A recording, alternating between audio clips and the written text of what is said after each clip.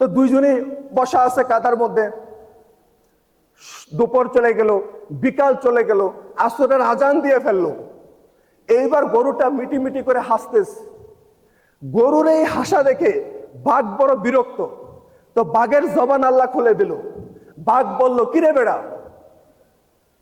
তুইও এখানে পড়ে আসিস, আমিও এখানে পড়ে আসিস, এখানে হাসার কি আছে? এবার গরুর জবান আল্লাহ খুলে দিল।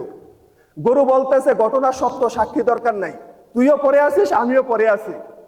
তবে মজার বিষয় কি জানিস? এই যে সন্ধ্যা হয়ে যাচ্ছে, আমার একজন আপলাইন আছে। কি আছে? আমার একজন অভিভাবক আছে, আমার একজন মালিক আছে, যিনি আমাকে খুঁজতেছে।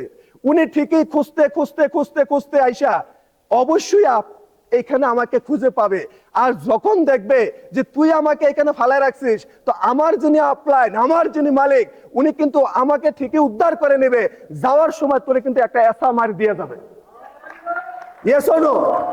আসেন, ঠিক সেম ভাবে আপনি আমি যেখানে পড়ে থাকি না কেন, যত গর্তে পড়ে থাকি না কেন, দিন শেষে, রাতের শেষে যে মানুষটা আপনাকে স্মরণ করে, সেই মানুষটাই হচ্ছে আপনার আপলাই। Yes or no?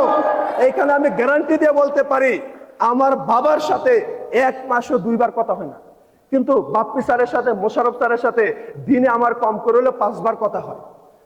মেসেজ কি ক্লিয়ার?